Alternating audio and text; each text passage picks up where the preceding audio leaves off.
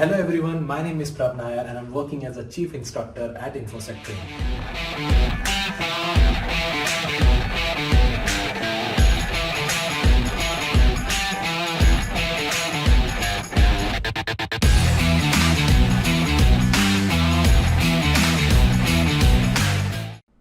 Hello team, welcome to my session on Coffee with Prab, and today we're going to discuss about what is offensive security. In some terms, they also called as a penetration testing, security testing also. If you're new to the cybersecurity and you want to know about offensive security, then this video is for you. This video is give you the idea about the foundation of offensive security, and the content of this video is covered in such a manner that it can also helpful for your exam prep and the interview prep. My name is Prab Nair, and for more information you can check my LinkedIn profile. If you're new to the channel, do subscribe to the YouTube channel and click on the bell icon to make sure you should not miss my future videos on a similar topic. So without wasting a time, let's start with the first part. Thank you. So let's first discuss about the introduction of offensive security. If you can see, which is mentioned in the PPT, offensive security is a proactive and adversarial approach to protecting computer systems, network, and individual from attack. As I said, another name of offensive security you can call it as a penetration testing, and in a layman you can call it as a ethical hacking. So when we're talking about offensive security, company basically have a two type of security: the defensive security and the offensive security. Defensive security, when we talk about, they basically work in such a manner to protect the organization from all kind of an attack. Like you can say like that, they are basically like they're installing a lock. Okay, in a layman term I can say that we have a house which is configured with the lock, we have a doors which is protected with the lock. So they ensure that all this necessary control should be there by which we can able to protect the organization from the external thefts and everything. But when we're talking about the offensive security professionals, they think like a thief, they think like a bad actors and try to test our organization. Example, like we have a web server here. Now this web server is basically protected by the firewall. So this firewall is basically used to filter the device. This firewall is used to inspect the device. So it was introduced most from the defensive point of view to make sure unauthorized traffic should not come to the web server. But we also hire the OffSec people who basically try to test the web server from a hacker point of view. Hey buddy, I identify some weakness in the firewall, we identify some weakness in the web server, and this is the report. So then defensive team, application team, they will take that report and try to patch instead of waiting for the actual attack to be happen. So that is why the company hire offensive security professionals, which is also called as a red teamer. So they are the people who think like a adversary. Adversary basically mean bad actors. Okay, adversarial basically mean bad actors who basically think from their perspective and try to test the network to check, test the system to check, test the people to check how secure is there. And if they identify any gap, they basically suggest that particular gap, they suggest the report to the respective team. And the team is trying to patch that. That is why if you notice in this description, it is clearly mentioned offensive security measures are focused on seeking out the preparator, it means intruder, and in some cases attempted to disable or at least disrupt their operation. An ultimate goal is to secure the network. So before moving to the next part, let me first discuss about the CIA. Because before going to discuss the offensive security, now you understood what is offensive security. We think like a hacker, we think like a bad actors and try to test the organization, test the servers, test the network with that perspective. But my question is, when we're talking about these bad actors, when we're talking about these hackers, what they are basically looking for in the enterprise. See, our enterprise basically hold a different type of information. Now let's take an example. We have a bank. Okay. So we have a bank. The bank basically hold the customer information, and their primary responsibility is to make sure the customer information financial record is only available to the customer only. So they want to ensure the confidentiality of the information. It means that information should be only available to the customer only, a respective customer. That's why we get a username, password for the net banking and all that. They want to ensure whatever the information they're providing to the customer, it is accurate. Because if there is a tampered with the information or information inaccurate, customer might take a wrong decision and later on it can backfire the bank also. And the third requirement of the bank is to make sure the service must be available whenever it required. So today, if I want to withdraw some money, I open the net banking, and by that I can basically transfer the money to my friend account. Or if I want to withdraw the money from ATM, the system should be work in such a manner that today I will go to ATM and withdraw the money easily. Hope you can understand. So bank want to ensure this information should be only available to the customer because it is very sensitive in nature. It is always available whenever it required availability in nature, and it should be available without any modification. It should always remain accurate. Now on the other side, hackers don't want the happiness of the bank. Okay, so hacker want to access the information, sensitive information, so later on they can use that information to do the ransom or something like the blackmail. They want to disrupt the server in such a manner the server become unavailable, and they want to modify the data in such a manner that it become inaccurate. So that is why OffSec people or red teamers or ethical hackers or pen tester, what they do, they do the proper testing just to check, do the bank have a appropriate confidentiality controls? Do they have an appropriate control to maintain the availability? Do they have a proper control of the integrity? Let's take a layman example. So this is same like we have web server here of the bank. Okay, a lot of users basically access this information. Now what the OffSec people does, they basically test this server from a hacker point of view and see what is the further damage they can do with the web server. Can they able to extract the customer information? Definitely take approval before doing such testing. Second thing is that they try to send multiple traffic on the server just to check is the web server is completely busy responding to that. And in that case, is the real user face any kind of a issue? So that is called availability. They try to modify some information for which they don't have authorization. See, their intention is not a bad. They just want to ensure they should be basically far ahead from a real hacker so that they can be able to protect their organization from this kind of similar attack. That is why the company basically hire the red teamers. Now, when we're talking about hackers or red teamers, we have some category here. So I have seen a lot of people get confused with term here. So when we say hacker, hacker is the individual who have the skill to gain access to computer system through unauthorized or unapproved mean. Okay. But on the other side, we also have a crackers, which is a kind of a category of hackers, but they break the encryption code, they defeat the software copy protection, and they specialize in breaking into the system. So you can say hacker is a concept and cracker is one of the category. But as I said, we have a different type of hackers. One is basically called as a white hat. Okay. Actually, there is no term like that, but just for reference, in the industry, they basically categorize into three categories. So when I say white hat hackers, they are the one who basically also called as the ethical hackers. These hackers discover and expose the security flaw in the applications and operating system with the organization consent. It means they take the permission from senior management before doing this testing so that they can able to fix before they become white set problem. Now let's take an example. So we have a Ramesh. Okay, he running a company.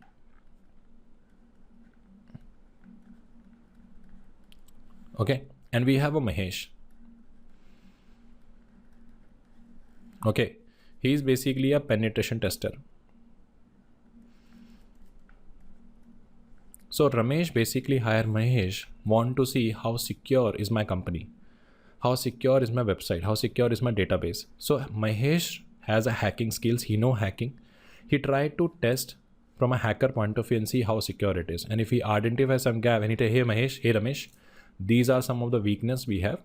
These are some vulnerability we have.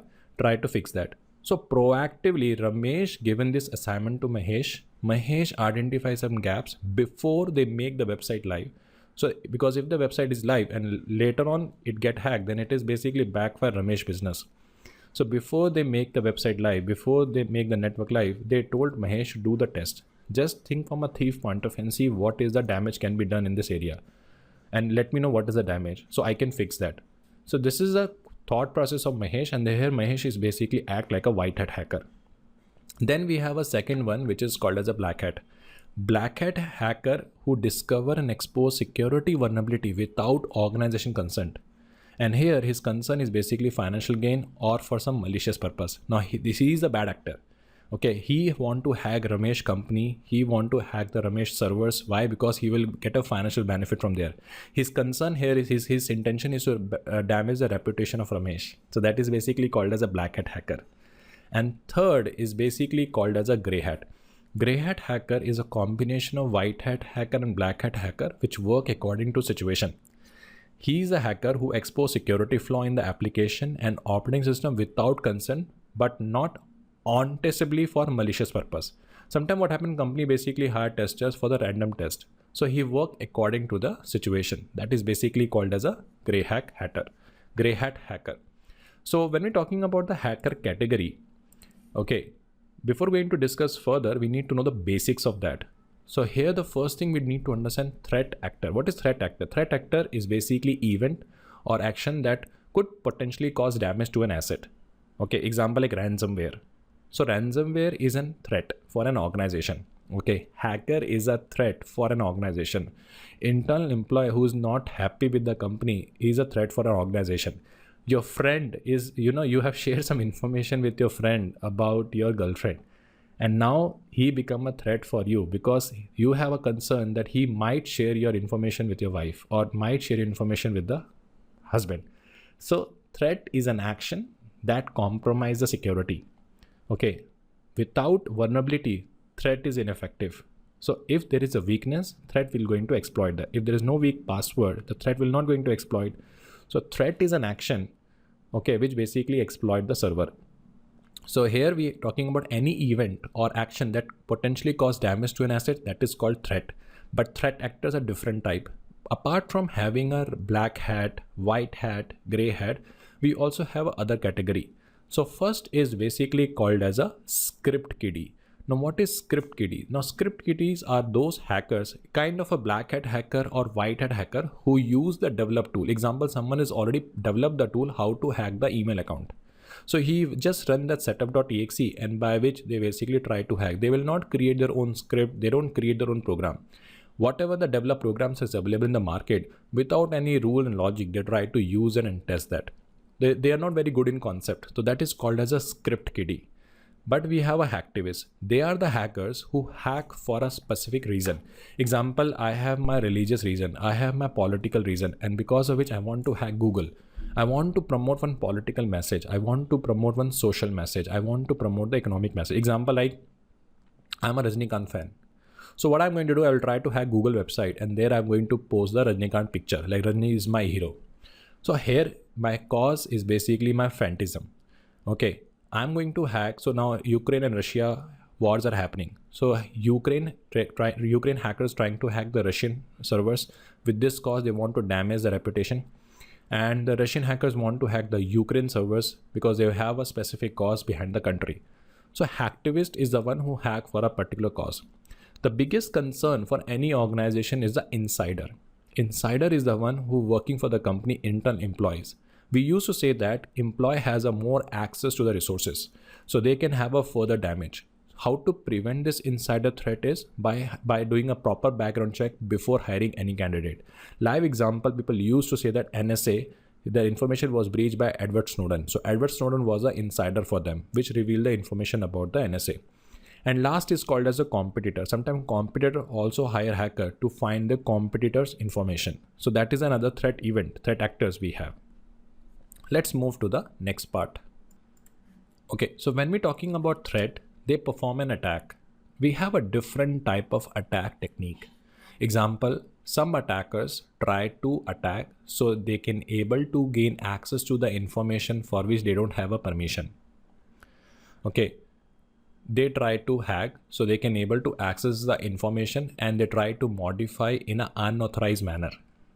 Some attacker has an objective to spoof. Example, someone will spoof my ID and try to call my friend and try to collect the information. So that is another attack pattern which is called spoofing. So spoof provide the false information or offer false services. Example, one of the friend receive a call, hey, my name is Prab, hope you're doing great, this is my new number, save it, and I want 1,000 rupees. So someone has spoofed my identity, use my identity and gather and collect the money from my friend. Sometimes attackers are basically doing an attack by overflowing the computer resources. Example, this is the server we have. So this is the server we have. Currently we have a user 1, user 2, user 3. Similar, we have 1,000 users. So these 1,000 users are trying to access the server on the same time. Okay. So we have 1,000 users who try to access the website on the same time. But now what happened? We have an attacker. Now attacker is basically sending a multiple request just to make sure that we can able to fully utilize the server, and by this way server is reply back to the A. So in that case, server stop responding to the legitimate user. So what happened? This user will lose the interest and they will move to some other website. And by end of the day, it is a loss for the company. So this is called as a DOS attack. Second is redirect the flow of information. So this is basically my Google website.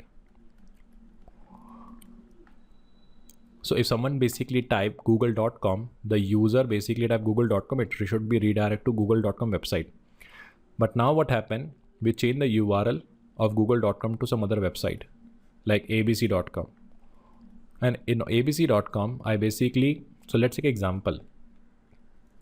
So we have a server. Its IP address is 1.1.1.1.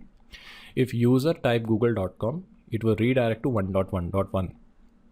But what happened now? Hacker basically configure the one server 2.1.1.1, and in this he basically published some religious, social and political message.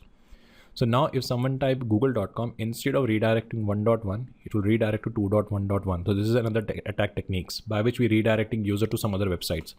Hacker also basically buy a similar domain like Yahoo and domain for the phishing also, by which they want to capture the sensitive information of the users. So that is another attack taxonomy we have. Then sometime what happened, they try to compromise more than they basically desire to access. So these are the different type of attack taxonomy we have, which attacker try to do against the asset. Now another important term which is used in the offensive security is called as a vulnerability. Now vulnerability is basically called as a weakness. So vulnerability is basically called as a weakness in the system. Let's take an example. We have a system A, we have a system B. Okay, so we have a system A and we have a system B. So now what happened is there is a user, or you can say he is a hacker. Now a hacker discovered there is a weak password. There's a weak password in the system. So weak password is a weakness which is called as a vulnerability. He itself is a threat for the A now. So the threat is going to exploit the vulnerability, and by which he gain access to the system for which he does not have a permission. And what is the loss? The loss is disclosure of data. The loss is unavailability of the system. The loss is he can able to install something which disrupt the business, and that is basically called as a risk event. So another example is we are not taking a frequent backups of the system. So something is not happening. So that is basically called as a weakness, vulnerability. And what is a threat? Ransomware threat. So it is an action which trigger. So by this, what happen is they will gain access to the system and take a backup of that. So in that case, entire data loss, that is a risk. Third example is without verification, we hire the person. So not having a procedure of verifying the individual before we hiring, that is a vulnerability. And what is a threat is any wrong person join the company. And what is risk? He might take some data with him. So vulnerabilities, threats, risk are the important pillars by which we evaluate and suggest the controls. One more important thing which I want to add here is without vulnerability, threat is ineffective. And without threat, vulnerability is ineffective. I can prove you this. So we have a system A. Okay. The system A is protected with a strong password. Strong password. Okay. But there is no threat. Why? Because system is not connected with the network. There is a system B, which is basically connected with the internet. Even they have a strong password. Okay. And system is connected with the internet. Anyone from outside can able to access. So when we basically implementing a control, we have to see what are the threats we have. And then according to patch that particular vulnerability. Unnecessary, it will increase the cost for the company. Understood? So this is how we basically plan our strategy. So do let me know how do you find this session. And do let me know, do you want me to make more videos on offensive security basics, which give you a perspective about the offensive security? And if you're new to the channel, do subscribe to the YouTube channel and click on the bell icon to make sure you should not miss my future videos on a similar topic. Thank you for watching my video. Good day. Bye.